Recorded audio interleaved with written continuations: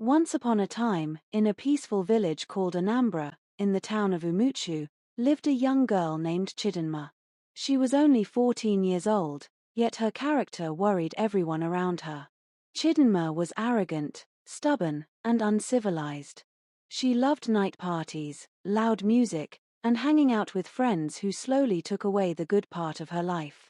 Chidinma lived with her elderly grandparents, who loved her more than words could express.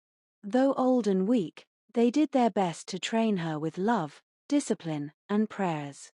They corrected her mistakes and advised her daily. Unfortunately, Chidinma had a hardened heart. She ignored their advice and saw them as old-fashioned and heartless, not realizing they only wanted the best for her. One evening, her friend Sophie invited her to a late-night party. Chidinma became excited and began to dress up. When her grandparents noticed, they became worried. "My daughter," her grandmother pleaded. "It is not good for a young girl to go out this late." After much persuasion, Chidinma pretended to agree and stayed back until her grandparents went to sleep. Unknown to them, she already had a backup plan. Late that night, when the house was quiet, Chidinma sneaked out and met Sophie. They attended the party and stayed out until the night became deep and silent. On their way back, they met a strange man who stopped his car and asked for road directions. As Chidinma spoke to him, the man suddenly grabbed her forcefully and dragged her into the car. When he tried to grab Sophie, she managed to escape and ran away in fear. The car sped off into the darkness, with Chidinma inside. The next morning, Chidinma's grandparents woke up and called her name repeatedly.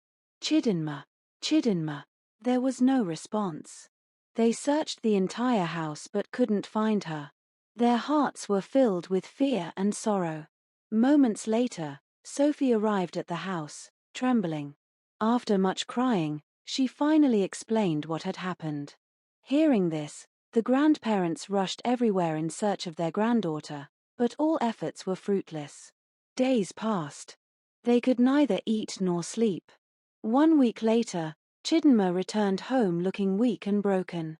Her grandparents, though hurt, welcomed her with tears of relief.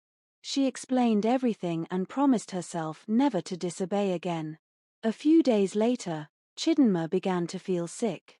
She vomited often and became very weak. Her grandmother, sensing something was wrong, took her to the hospital.